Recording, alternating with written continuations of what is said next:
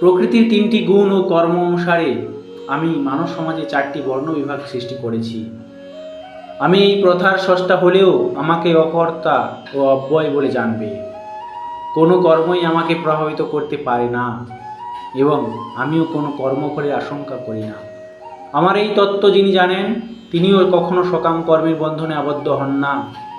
প্রাচীনকালে সমস্ত মুক্ত পুরুষেরা আমার অপ্রাকৃত তত্ত্ব অবগত হয়ে কর্ম করেছেন। অতএব তুমিও সেই প্রাচীন মহাজনদের পদাঙ্ক অনুসরণ করে তোমার কর্তব্য সম্পাদন করো। কাকে কর্ম ও কাকে অকর্ম বলে তা স্থির করতে বিবেকী ব্যক্তিরাও মোহিত হন। আমি সেই কর্ম বিষয়ে তোমাকে উপদেশ করব। তুমি তা অবগত হয়ে সমস্ত অশুভ অবস্থা থেকে মুক্ত হবে। কর্মের নিগূঢ় তত্ত্ব হৃদয় সঙ্গম করা অত্যন্ত কঠিন, তাই কর্ম বিকর্ম ও অকর্ম সম্বন্ধে যথাযথভাবে জানা কর্তব্য।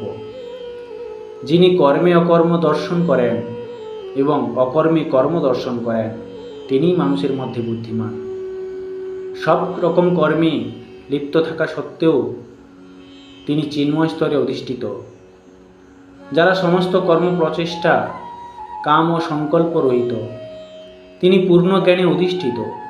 জ্ঞানীজন বলেন যে তার সমস্ত কর্মের প্রতিক্রিয়া পরিশুদ্ধ জ্ঞানাগ্নি দ্বারা দগ্ধ হয়েছে।